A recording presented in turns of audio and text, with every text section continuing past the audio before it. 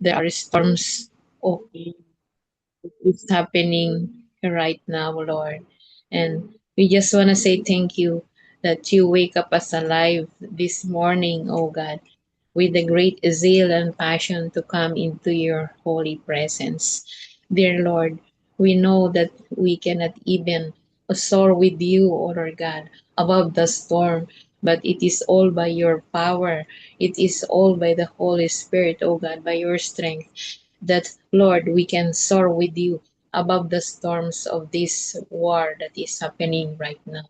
And most especially, Lord, we just want to say thank you that you enable each and every one of us, oh God, to come into your holy presence. Though we are far from each other, Lord, we can still gather together, oh God. And may you, oh Lord, strengthen our internet connection, Lord, that we can hear one another, we can receive from you in the name of Jesus. And may you bless, oh Lord God, our devotion this morning. May you, O Holy Spirit, be the one to lead us, be the one to speak to each and everyone's heart who are here right now. And we thank you most of all for your holy presence. Um, Let us feel, O Lord God, in your embrace and open our spiritual ears that we can hear you and we want to obey you. We want to praise you. In Jesus' name we pray. Good morning po Amen. sa inyong lahat po. Okay po ba yung audio ko po sa inyo? Dinig niyo po ba ako? Yes, po, sis, Ate we can hear you. Hello po? Kasi sa akin napuputol po eh. So, good morning po, Lord, and most of all sa iyo, good morning, God. Good morning po, Sister Pinette, Pastor Rory, Pastora Babes, Sister Geraldine, and Sister Roulette, and even to those who are still yet to come. Magandang umaga po sa inyong lahat. And the title of our devotion this morning, I give it as Keep Trusting, Keep Praying. And the scripture of our devotion this morning is taken from Exodus chapter 16, verse 10. Um, it says, they looked and there was the glory of the Lord appearing in the cloud. Let me read po yung the whole verse. Exodus 16, chapter 16, verse 10. And as Aaron was speaking to the whole congregation of Israel, they looked toward the desert, and there in a cloud the glory of the Lord appeared. So we believe that this morning the glory of the Lord will appear to each and every one of us. Next slide po.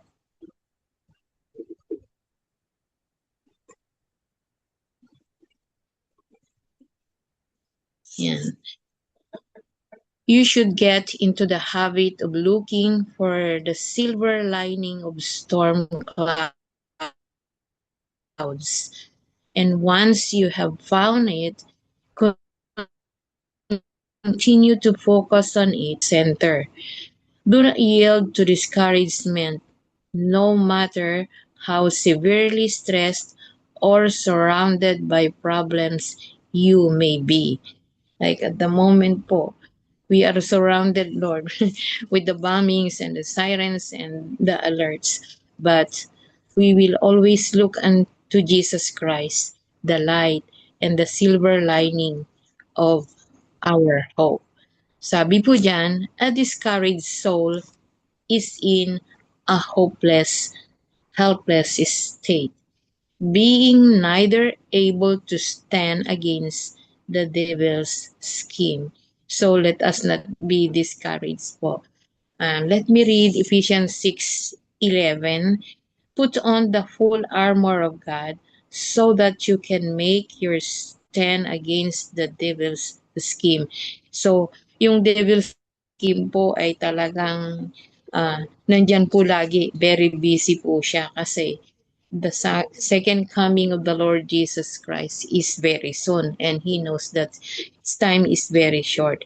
But let us not be discouraged, never be discouraged again, so that we will never be hopeless, never be helpless, because Jesus is with us all the time. So, um, you should get into the habit of looking for the silver lining of storm clouds, and once you have found it, continue to focus on it rather than the dark gray of the center. So tayo po ay very blessed po because we have already seen the silver lining of our hope, and that is Jesus Christ himself. Do not yield to discouragement, no matter how severely distressed or surrounded by problem you may be. A discouraged soul is in a helpless state, being neither able to stand against the devil's scheme himself, nor able to prevail in prayers for others. But we have to put on the full armor of God. We are so thankful that we know how to put on the full armor of God. So we don't worry, even though the devil's schemes is constant, we can always put on the full armor of God, that our God is a mighty and powerful God. Next slide po.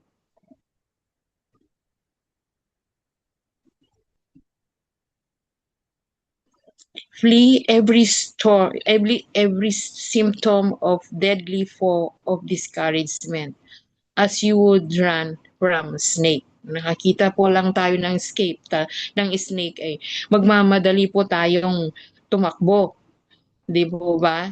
So, kung nandyan na po yung hmm, symptom of discouragement, we have to run away from it or to drive it out. Never be slow to turn your back on it unless you desire to eat the dust of bitter defeat. So we don't want to eat the dust of bitter defeat. When we can feel a little discouragement, we have to cast it out. So sabi po dyan, search for specific promises of God, saying aloud of each one, this promise is mine. So, habang inaaral ko po ito po yung two verses, strong verses na binigay po sa akin ng Lord. And let me read it for you. Sa Joshua chapter 1 verses 8 and 9. Sabi po dito, verse 8, this book of the law shall not depart from your mouth, but you shall meditate on it day and night, so that you may be careful to do according to all that is written in it. For then you will make your way prosperous, and then you will have good success. So, let us claim this promise that as we continue on meditating on God's Word, as we used to do daily here in Daybreak, and then hindi lang po para pakinggan natin yung mga devotion natin daily, but we have to do it according to what is written, and we will be very careful. And we know that though despite of what is happening right now, sabi nila crisis dito, crisis doon, pero it's God's promise that we can be prosperous and we will have good success. And in verse 9 says, have I not commanded you? Do not be frightened and do not be dismayed, for the Lord your God is with you wherever you go. So, ito po yung binigay sa akin ni Lord na verses to claim, specific verses, na it doesn't mean na nandito po tayo sa crisis, ay very hopeless na po. No, we can still be prosperous, successful. God's Word every day dito po sa Daybreak. So, very blessed po tayo because we are always encouraged to meet together and claim the promises of God. Then, ang sabi again, if you still experience feeling of doubt and discouragement, pour your heart out to God, asking Him to rebuke the adversary who is mercilessly harassing you. So, true naman po na the worry will still come, the fear will still come kasi nga po tayo po ay mga tao na kung marinig ko po yung siren, napakalakas, yung bomba po na mauga-uga po yung building. Of course, I admit na matatakot din po ako. So, what I will do is talaga naman kung hindi po matigil yung sirena, yung bomba pang talaga that is already the time. Ang sabi nga niya is if you still feel doubt and being discouraged, pour out to God, your heart to God, asking Him to rebuke the adversary who is mercilessly harassing you. So, ito po yung verse na nakuha ko din and I want to share with you sa Matthew 10 verse 1. Ang sabi po dito, and He called to Him His 12 disciples and gave them authority over unclean spirits to cast them out and to heal every disease and every affliction. So, ang ginagawa ko po is after pouring out my heart, I have to cast out my fears and my worries po so that they can stop harassing me. Yan. And then, meron din pong binigay si Lord sa akin sa Psalm 123 and of course, I'm sharing it with you. And let me read po when the discouragement and the doubt and the fear still creep into my heart dahil nga po nasa gitna po ako ng giyera. So, ito po yung binigay ni Lord. And I know that also with you, although malayo po kayo nang dahil po sa mga balita, sa mga crisis dito, giyera na hindi matapos-tapos, I know that at least the worry and fear can come also to you. Ganon din po yung mga kasama ko na nasa Middle East, sila Pastora Babe, sila Sister Rolette, yan, sila Brother Raboni, alam din po nila yon. And I wanna share with you po yung binigay po ni Lord sa akin na I have to declare whenever still I experience doubt, fear, and discouragement sa mga nangyayari behind, around. So Psalm 123, it says from verse 1, to you I lift up my eyes, O you who are enthroned in the heavens.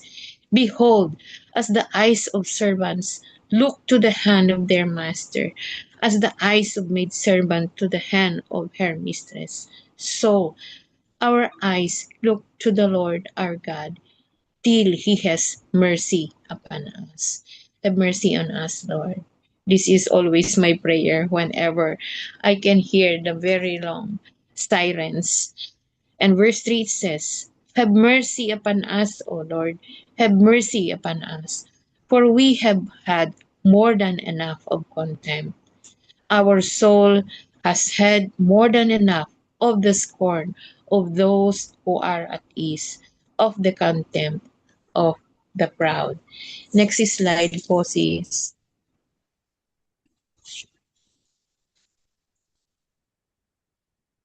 Yeah. The very instant you wholeheartedly turn away from every symptom of discouragement and lack of trust, the blessed Holy Spirit will reawaken your faith and breathe God's divine strength into your soul. Tamang-tama po talaga po ito pong sinasabi niya na as I wholeheartedly turn away from my fears and worries and symptoms of discouragement, truly the presence of the Lord will touch me again and I will have again the strength to face the day at punta po ulit ako sa work, makakapag-pray po ulit ako. And that word is really very true. It awakens my faith after driving out the symptom of discouragement. And sabi po dyan, initially, you may be unaware that this is happening. But as you determine to uncompromisingly shun every attack of even the tendency toward doubt and depression, you will quickly see the powers of darkness being turned back. Yun po yun.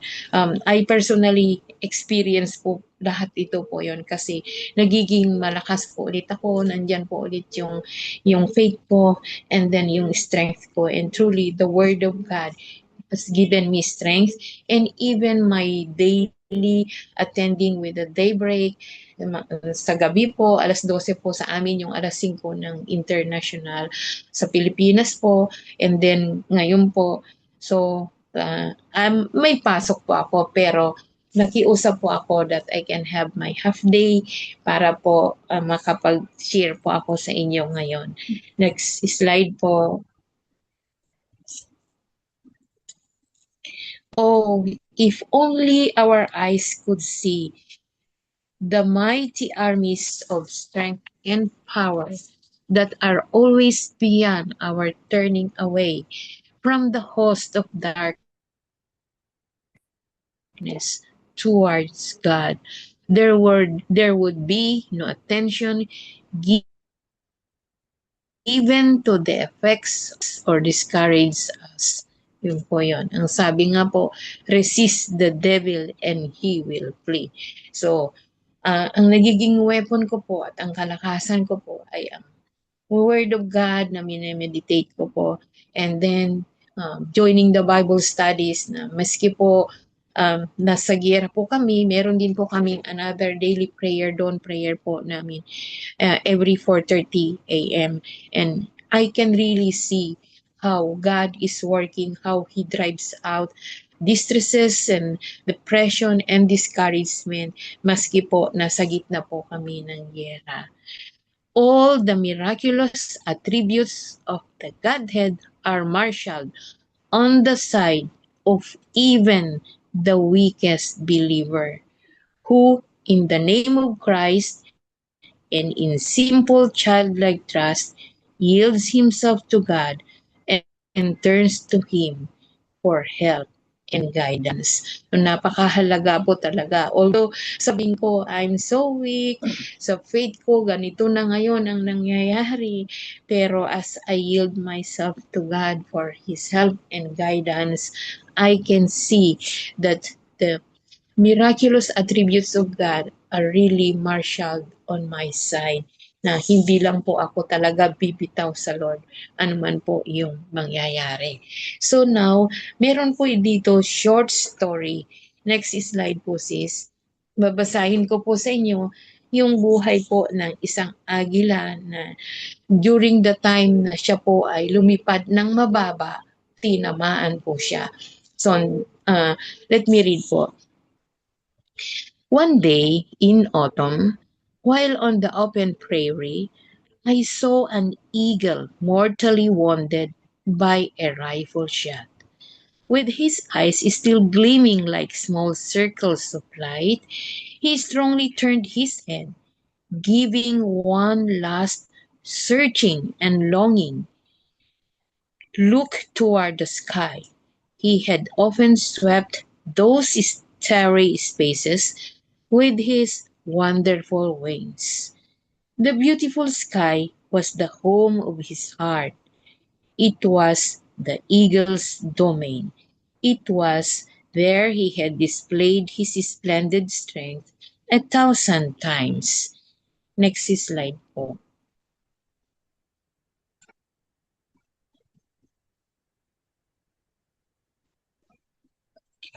In those lofty heights, he had played with the lightning and raised the wind. And now, far below his home, the eagle lay dying. He faced death because just once he forget and flew too low. So, for me po, if I am low, I know that I can be easily targeted by the enemy. So never again will I make myself so low, because I know that I have a great God. Hmm. When I have my worries, I show that I don't trust God anymore. But at this moment, He has strengthened my faith to look always to the lining, of the silver lining of my hope, my Jesus. Okay? Then, dito po ang sabi niya, my soul is that eagle. This is not its home. So this earth is not really our home. It was never, it must never lose its skyward look. I must keep faith. I must keep hope. I must keep courage. I must keep Christ. It would be better to crawl immediately from the battlefield than to not be brave. So, gusto ko pong i-recite natin ng malakas yung sinasabi niya na I must keep faith, I must keep hope, I must keep courage, I must keep Christ. So, let's all recite this po and declare to ourselves. 1, 2, 3. I must keep faith. I must keep I faith. must keep hope. I must I keep must keep in hope. I must keep I must keep courage. courage. I must I must keep keep Christ. Once more po para marinig po natin ang mga evil spirit na yan, that they will stop their schemings against us. 1, 2, 3. I must I keep must faith. I must keep faith. I must keep hope. I I must must keep keep courage. courage. I I must must keep Christ. Yun po. Amen. Thank you. And next slide po sis. There is no time for my soul to retreat. Keep your skyward look, my soul. Keep your skyward look. Keep looking up. The waves that roar around your feet, Jehovah Jireh will defeat when looking up. So, meron po ulit tayong sasabihin. We will say our name. Flora, keep your skyward look, my soul. Flora, keep skyward look. Keep your skyward look. So, mention nyo lang po yung name nyo and then we will say the word, keep your skyward look, my soul. Keep your skyward look. Let's begin po. Flora, keep your skyward look, my soul. Let's repeat po. Put your name po. Flora, keep your There is no skyward time. look. Keep your skyward look. Keep Flora, your skyward look. keep your skyward look. Keep your soul. Yan. Yan. I-claim po natin yon sa inyo pong mga sarili po. Keep looking up. The waves that roar around your feet, Jehovah Jireh will defeat. Keep when looking up. So, yun po yun. Sa gitna po ng mga problema na haharap natin, let's keep our look toward the sky, to our po. Keep looking up, though darkness seems to wrap your soul. The light of light will fill your soul when looking up. Keep looking up. When worn, distracted with fight, your captain gives you conquering might when you look up.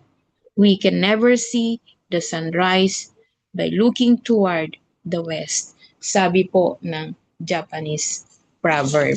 So, ano man po yung ating mga kasalukuyan na situation sa buhay, lalo na po ngayon sa giyera, let's keep on looking up to God. And ito po yung closing verses po na i-share ko po sa inyo, that yung title nga po nung ating devotion this morning is keep praying, keep trusting. So sabi po sa 1 Thessalonians 5:17, sabi niya, pray continually. Sa other version po, pray without ceasing. So let's keep praying po. And then let me read po Psalm 125, keep trusting God, verses 1 and 2. Those who trust in the Lord are like Mount Zion, which cannot be moved but abides forever. As the mountain surrounds Jerusalem, so the Lord surround his people from this time forth and forevermore. So I pray that in every situation that we have right now, I believe that we will keep on trusting the Lord and we will never be moved. Ano man po yung nangyayari sa ngayon. And I pray that all of us will be surrounded by the Lord. That includes Sister Finette, Pastor Rory, Pastora Babes, Sister Geraldine, Pastora Jeneline, Pastor Dave, Sister Roulette. The mountains of the Lord will surround you and will take care of you from this time forth and forevermore, including myself. In the name of the Father, the Son, and the Holy Spirit. And that's the end of our devotion for today po. And let's listen to our closing song, Trusting in You. Continue to believe in the power of prayer and obeying the word of God through the letter of Paul to Timothy, his first letter in chapter 2, verse 1. I urge then, first of all, that petitions, prayers, intercession, and thanksgiving be made for all people. So this is a time to thank the Lord, praise God for the marvelous things He has done. So meron po tayong 10 minutes or less kung wala na pong mag-share. Let me start po dahil last March 30th to April 1, I meaningfully, successfully nagawa po ang Aldersgate Empowering Conference ngayong taon. If I'm not mistaken, there were 120 plus delegates. Hindi po kami umabot ng 200 dahil meron po mga hindi nakadalo. But nevertheless, maganda po yung turnout. Maganda po yung progression ng message ng Lord through our preachers. And first time po ito na hindi na ginawa sa Baguio kundi sa Pampanga, sa Glory Hotel, which is napakagandang venue at ng mga accommodations po namin. Top of it, we praise God for talagang walang replay ang Lord sa kanyang pagkilos. Yung the way the Holy Spirit led us in so many ways na merong experience for the first time. Especially in the ministry of speaking in tongues. Kaya I praise God for that, and of course, sa mga traveling mercies na binigay ng Lord. Andito si Pastor Jeneline. Ewan ko kung nasa Aklan na sila na mag-asawa. O nasa... Dito pa po kami. Ha? Dito pa po kami, Pastor. Nandito pa po kami sa Pampanga. Okay. So, purihin ang Panginoon. Alright. Sino pa po may praise report? At papasalamat sa Panginoon. Ano po ba nais magpasalamat? Ito na lang po. Sige po. Glory to God. Good morning and good afternoon here in the Philippines. Pasalamat lang po na kung saan ay talagang favor po sa amin na kami po ay naka-attend ng itong Aldersgate at sa mga nag-sponsor na noong conference pa lang po sa Candava ay may nagsabi na po, may ticket na kami nun papunta rito, kaya napamura. At saka pagbalik, lahat po talaga ay, ang Diyos talaga, kung baga ini-expose po talaga sa amin lahat yung ito activities po natin dito sa GMC. At dito pa kami ngayon kasi bukas pa yung flight namin pabalik sa Aklan. At glory to God din po na may mga kapatiran po dito sa GMC na yung tawag dito, yung nag-a-adapt. Dito lang muna kayo, Pastora, sa amin. Kaya dito po kami ngayon kila Pastor Isaias Salas po na bahay. At mamayang hapon ay meron din pong gawain sila. At ito po yung talagang ko kasi every time na uma-attend ako ng mga gawain ay may inuubo ako at saka pero ngayon talagang as in wala at Right. filled talaga kami sa Aldersgate. Glory to God po. Yan po Glory. ang praise report ko po. Thank Yes, you. papuri sa Diyos sa mga kapatiran na ginagamit ng Diyos para tugunan ang ating pangailangan. Praise God. Meron pa po bang nais magpasalamat? Ako po, Pastor. Ayusin muna na si Ate Flora. Thank you, Pastor. Sorry, Rory. Pastor Rory. Nagpapasalamat lang po ako na naka more than 1 month na po yung gera dito, pero yung safety po namin ay talaga pong pinapasalamatan ko pa sa Panginoon. At ganun din po na meron po akong ini-sponsor na nagpunta dyan sa Aldersgate, and thank God for their safety in going back home, at na-bless naman po sila. And then I thank God kasi hindi po ako nahirapan para i-refund po yung registration fee ko po from Aldersgate po. Thank you so much po for letting me share. Salamat po. Pastor Rory. Po ay lubos na nagpapasalamat po sa Panginoon sa isang biyaya na kung saan ay ipinagkaloob po niya sa akin na makapunta po ako dito po sa London, kasama sina Pastor Ruth. Nandito po ako ngayon sa kanilang bahay.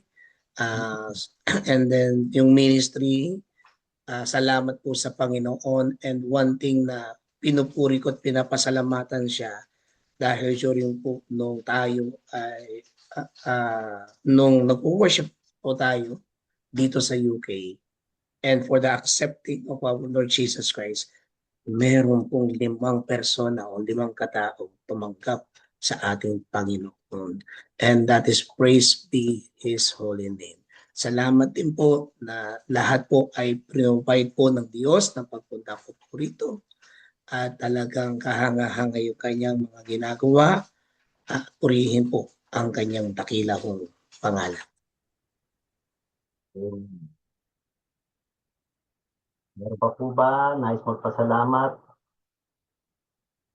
Kung wala na po ay tayo po ay magpatuloy sa ating panalangin.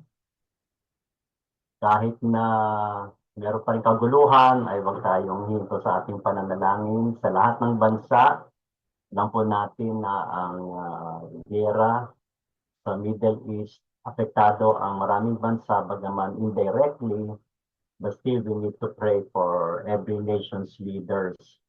Ako, that the kingdom of God will continue to expand to the nations, of the prophecies in the Bible continues to unfold. Tunay po, no, kahit na magulo sa Iran, dumadami pa rin ang mananampalataya doon. So let us pray for peace in the Middle East. No po, I didn't realize, may isang buwan na pala yung gera, ganun pa man. Sana ito ay matapos na kaagad, bagaman ang kalooban ng Diyos ang masusunod. So these prayers flow from Scripture and the deep longing for God's shalom to rest upon this troubled region. Let us pray for divine intervention. When human wisdom fails and political solutions crumble, we cry out for God's supernatural intervention. Hindi lang basta intervention, kundi supernatural. This prayer acknowledges that only divine power can break cycles of violence that have persisted for generations. What does the Bible say? In Psalm 46:9, He makes war cease to the end of the earth. He breaks the bow and cuts the spear in two. He burns the chariot in the fire. Mari po ba sabay-sabay po tayo na i-declare ang panalangin ito. Father, you are the God Father, you who are the God who wars makes to wars cease to cease in all the earth. Break Break every every bow bow and cut cut and cut every spear throughout the Middle East. For where hatred has hatred has roots begun for with the generation. seeds Sons of of your your love. love, let your voice Thunder thunder from Thunder from heaven, declaring declaring peace be still every battle, over the every over battle, every every border, every border, every every border, heart-hardened every heart battles. word by Your love. promise word Your word promises promises that that you you will will judge judge between the between the nations. nations. now We We ask ask you you to to act act now now with with justice that that leads to leads lasting lasting peace. peace. In Jesus' Jesus' name, name, Jesus' amen. name. Amen. Let's pray for Jerusalem's peace. Ito po, no, specifically sa Jerusalem. Jerusalem holds special significance for multiple faiths and remains at the center of Middle Eastern conflicts. Scripture specifically commands us to pray for Jerusalem's peace. So sa mga nakarating na po ng Israel, ang Jerusalem yan yung syudad na maraming iba't ibang beliefs and cultures, merong Islam, merong Orthodox, merong Christ-believing Jews. Kaya kailangan natin na magkaroon sila ng kapayapaan doon. In Psalm 122:6, pray for the peace of Jerusalem, may they prosper who love you. Together po, let us pray. God of God of Jerusalem, God of Jerusalem, your your word word commands commands us us to to pray for pray the peace for of the peace holy of city. the whole city. Let Let Jerusalem Jerusalem become become what her name what means, her the name foundation is, of the peace. foundation of May peace. those Those who who love love her her be at be at peace peace and Peace and prosper peace in prosper her in ways. her walls. Remove every Remove stone every of stone of stumbling and stumbling every and root every of root of bitterness bitterness from from our her streets. those Let the Let the city city that that crucified the crucified Prince of the Prince Peace of Peace become the become the birthplace birthplace of of reconciliation between nations. between May nations. Jews, Jews, Christians, Christians, and and Muslims Muslims find find ways to ways to honor honor you you together together without without violence. Without violence. violence. As your Peace and peace love and love fill the fill the earth earth on on Christmas. Christmas, Let it let it fill fill Let Jerusalem her now. It was In Jesus' name. Amen. Kaya nabanggit yung Christmas dito. Dahil yun yung, di ba po ba, yun yung araw na dumating ang Panginoon sa Jerusalem at magpahanggang ngayon ay maghari ang kapayapaan. And for healing hearts and nations, Pastor Rory, would you read and lead us in this prayer? Thank you. Opo. Heavenly Father, we pray for the healing hearts and nation in the world. Your word in 2 Chronicles chapter 7, verse 14 reminds us, if my people who are called by my name will humble themselves and pray and seek my face and turn from their wicked ways, then I will hear from heaven and I will forgive their sins and heal their land. We humbly ask for healing, reconciliation, and forgiveness to flow through every nation, bring an end to suffering and strife, and let your peace be reigned. In Jesus' name, amen. Amen. Opo tayong hihinto na idalangin ang ating mga church workers, members, and families in Qatar, Abu Dhabi, Kuwait, and Dubai, including mga families dito sa kanila sa Pilipinas na patuloy na katatagan ng pananampalataya, proteksyon, kapayapaan, at iba pa na nais natin idulog sa Panginoon. Opo tayo ng silent prayer for 1 minute, interceding for our workers and families.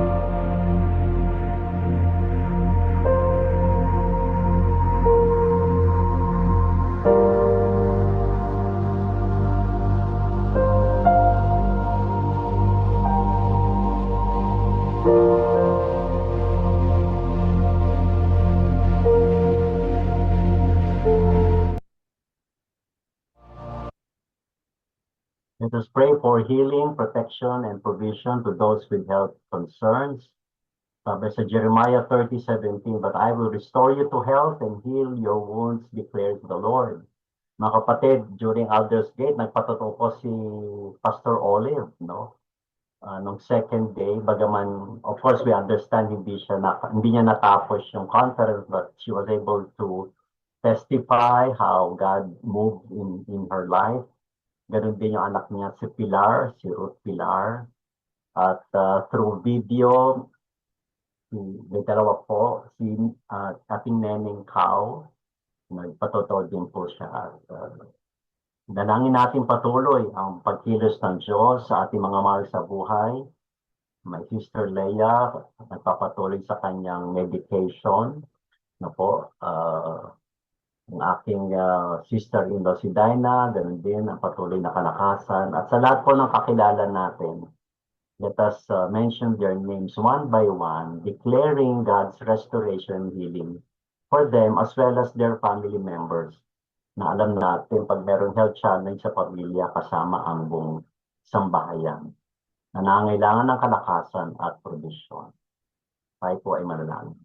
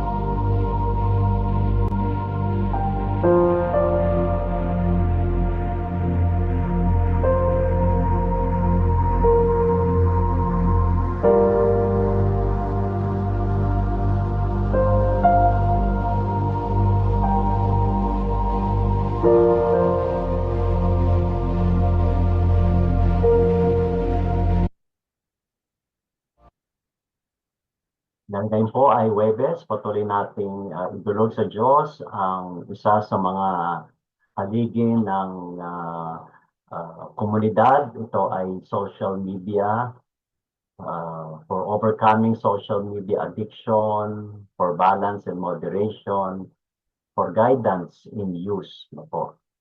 Especially ang mga kabataan at mga bata.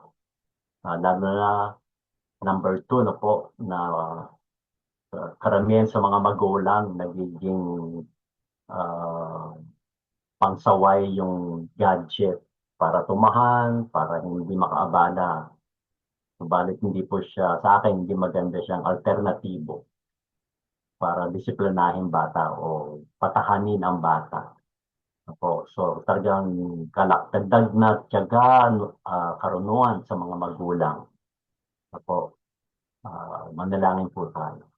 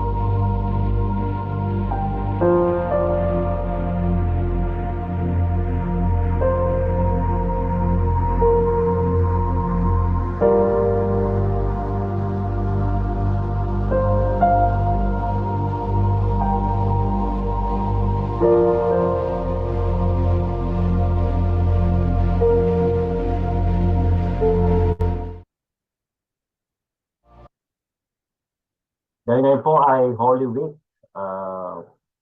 meron po bang, pwede po i-announce natin yung ating mga Holy Week activities for prayer and for guidance. Sa UK po, ano po ang ating gawain dyan sa UK?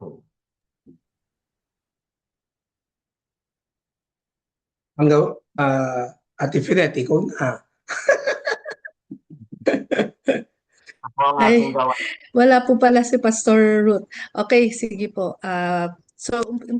Beginning today, Monday, Thursday, meron na po kaming communion. Ay yung Passover meal, bang tawag nila doon, Pastor? So, gagawin po namin yan sa bahay nila, Pastor Ruth. Doon po pala sa kapatid niya sa Milton Keynes, yun, sa bahay ng kapatid ni Pastor Ruth. So, lahat po yung mga members na available, makapunta po kami lahat. Pastor Rory and Pastor Ruth will be leading or facilitating or officiating po yung itong gagawin na gawain. And then there's also overnight po yun kasi mag-start po kami sa gabi. So we will also be staying for some parang is it like a retreat, Pastor, or yes, parang ganun, overnight retreat. And then bukas po, Friday, Good Friday, we will be joining yung activities ng Red Hill Methodist Church kung saan po kami nag-worship dun sa place of worship namin. Meron po silang mga gawain din. So we will also join them. We call it a March of Witness dito po. So it's like churches together, joining together, all Christian churches joining together and doing worship together. So that we'll join. And then meron po kaming 7 last words sa gabi. So you can join po because that's via Zoom. Yung aming pong 7 last words. But because of the time difference, parang madaling araw po yata dyan sa Pilipinas. So parang 2 a.m. or ano, kasi 7 p.m. po dito sa UK. So plus 7. So yun po. But you are welcome to join us. Ang gagamitin po itong Zoom link na to ng Daybreak. So if you are awake at that time, please join us po. And then yung amin pong meron po kaming Saturday activities din. We will be distributing tracts. Meron pong gathering ang mga Filipinos dito sa lugar namin dito sa Red Hill on Saturday. Kasi meron silang parang liga, basketball league, at saka merong mga Filipino booth, mga ganyan. So kukuha po kami meron po kaming kukunin na isang table. Binigyan po kami isang table doon where we can, parang yun ang gagamitin namin. We will be distributing tracts and we will be praying. We will be offering prayers for those who are there. So yun po yung Saturday. And then we will be going to the park, yung community park dito. So continue distributing. So street evangelism combined with distribution of tracts and praying for people. And then on Sunday, kaya busy po. Sunday, meron pong Easter sunrise service.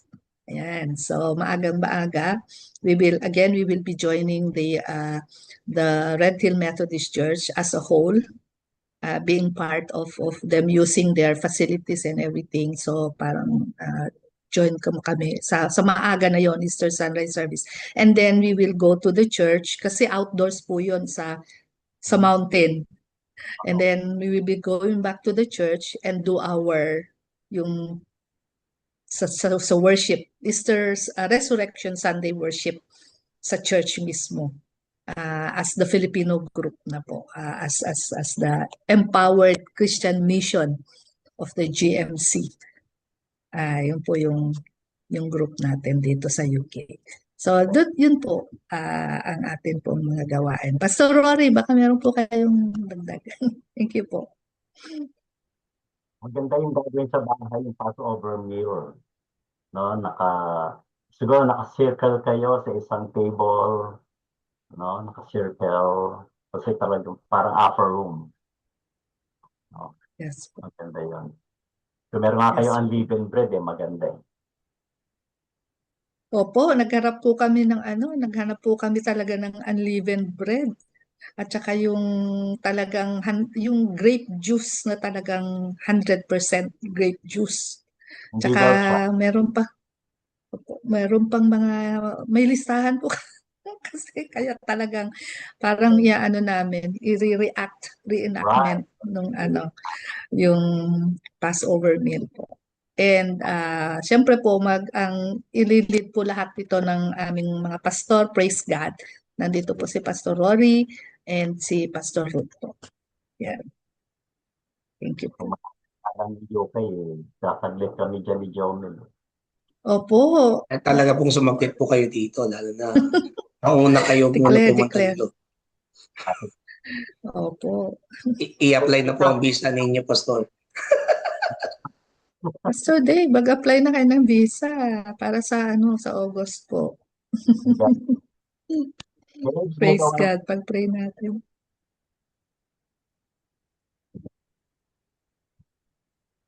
Mr. Babe,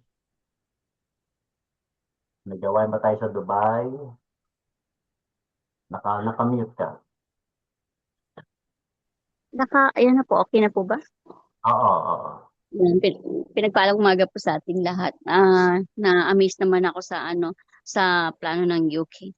So far dito po, wala pa po akong balita update kala Pastor Tristan and Pastor Alin since meron pa rin may kaguluhan pa rin po. Ang last na narinig ko is parang sa Sunday magta-try si Pastor Lin na magbiyahe kasi nakahap lang po kami ng face to face with join via Zoom kasi yung ibang unable na maka-attend yun po. And ang alam ko lang po sa Sunday si Pastor Tristan ang magse-sermon about Lent, yun lang Lenten. Hiningi ko kasi yung niya. Sa PAW lang po ang pinag-prepare po. So magbababad po kami ng praise and yung praise song lang po. More on worship song about that. And so far yun lang po ang alam. So thank you po. Oo nga pala. Hindi pa advisable magbiyahe sila ng malalayo. Sister Rolette ay nag-excuse.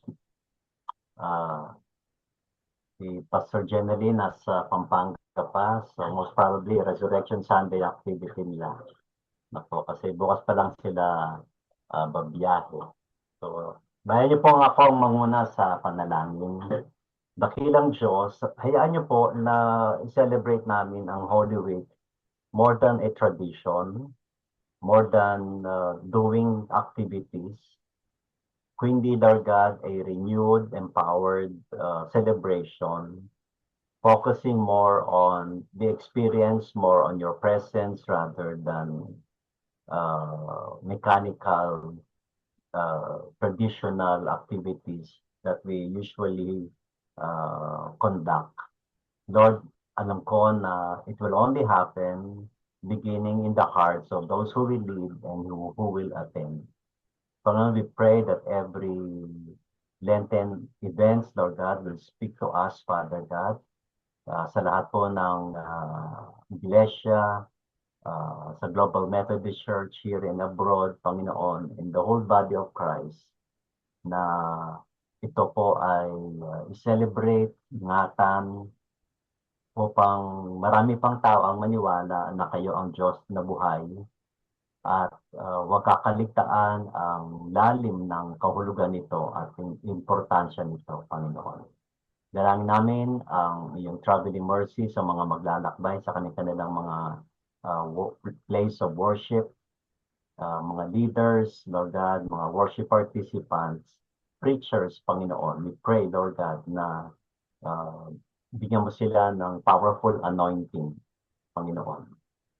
Ganun din po sa mga evangelistic effort during this time of Lent, Lord, especially sa UK, yung kanilang pong evangelistic effort doon. Lord, I'm really excited for that.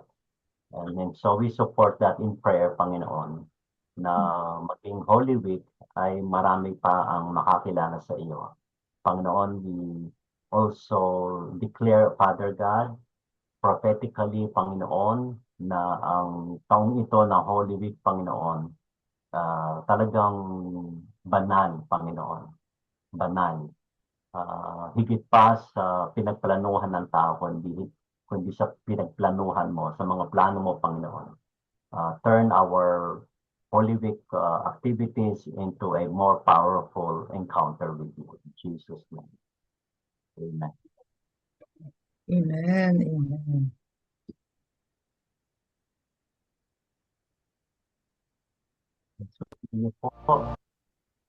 Let's declare blessing kay Sister Flora, ang ating devotional leader. Sister Flora, ano po ang prayer request mo at this time?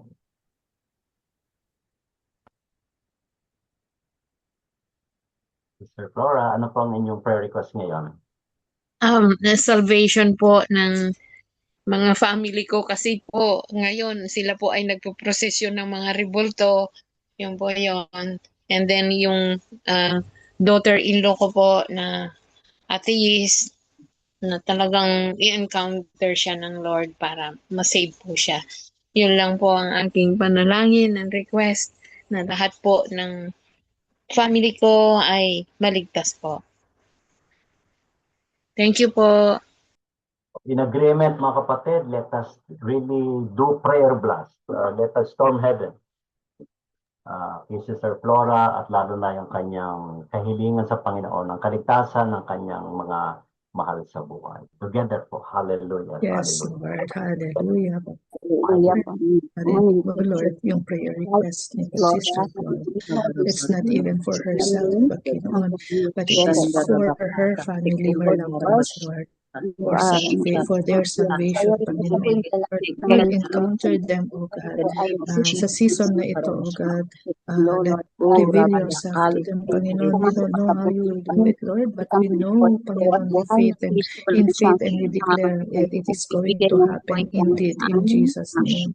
Continue to pray for the safety of Sister Flora. Thank you for her life, Lord. Protect her from all harm, O God, and help her, Panginoon, to just continue, Panginoon, to trust in you, O God. Even in the midst of the conflicts of war, Panginoon, kung nasaan siya nakasama sa Kuwait, Lord, and all the others na kasama. Jesus' name, thank you, Lord. Upon her in Jesus' name, I pray. Amen. Amen. I receive all po. Thank you so much for your prayers. God bless you all. Thank you po.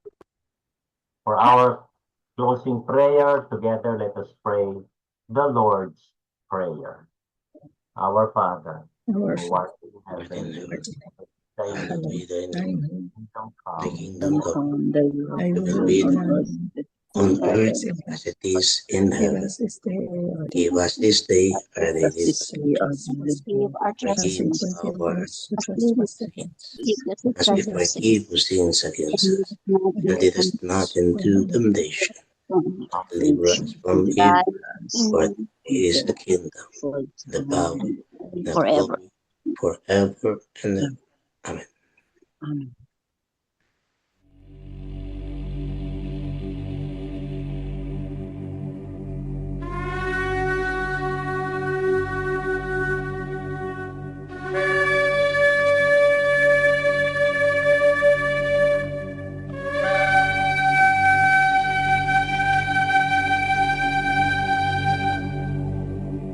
יברכך אדוני וישמרך. יאר אדוני פניו אליך ויחונקה. יישא אדוני פניו אליך וישם לך שלום. The Lord bless you and keep you. The Lord make his face shine upon you and be gracious to you. The Lord lift up his countenance upon you and give you peace. Jesus' name. Amen. Amen and amen. Pang-focus April calendar, sorry.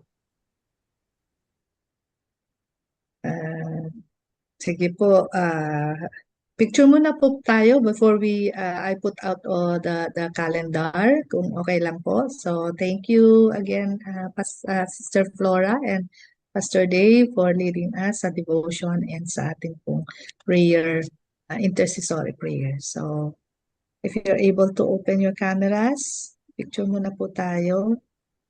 Okay, ready? Are we ready? One.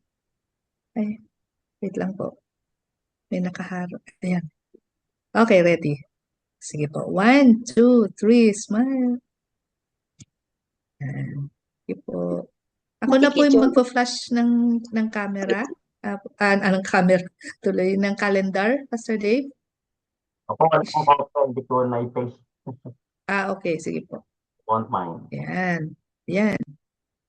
Okay, so for the month of April, thank you again, Sister Flora, for today. Tomorrow po, ang atin pong leader, si Sister Elisha.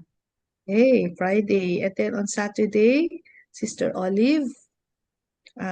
And Sunday, si Pastor Rory po.